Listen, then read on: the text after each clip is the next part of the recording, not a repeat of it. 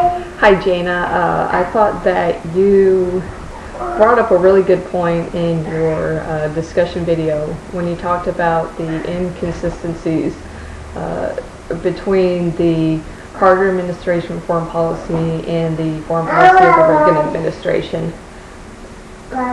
There obviously, the two administrations obviously had two very different objectives. So there is for the most part, a very real sense of inconsistency. And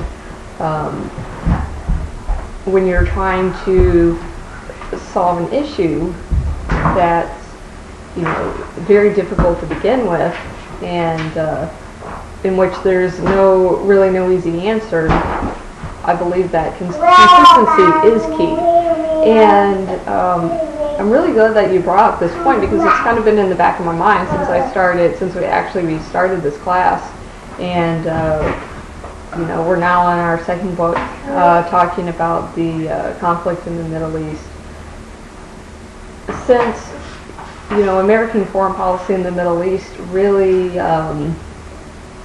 got started in the mid-20th century, there really hasn't been a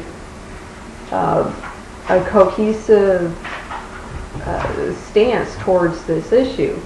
And even though every administration, for the most part, has been focused upon coming up with a solution to the problem, there hasn't been, like you mentioned, there hasn't been consistency. Every president has come up with his own idea, his own policies, his own solution to the problem, and every 4 years or every 8 years that changes. So I mean, it really is there really is it's no wonder that that the U.S. really hasn't come up with a long-lasting solution to the Arab-Israeli conflict.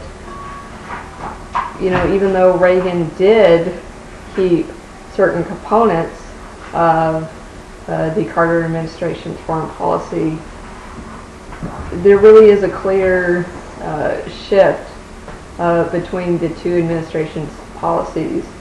And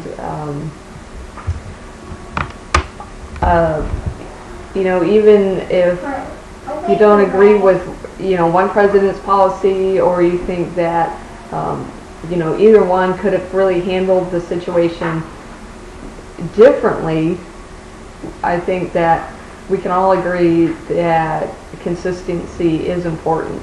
And I'm not saying that every administration should, for consistency's sake, necessarily follow their predecessor's foreign policy. But I'm honestly, I don't know what the answer is here, because obviously policy is going to change every time a new president comes to office. But I think that's obviously a very real problem in the United States' relationship with the Middle East. And I thought that was a really good point, so I'm glad you brought that up.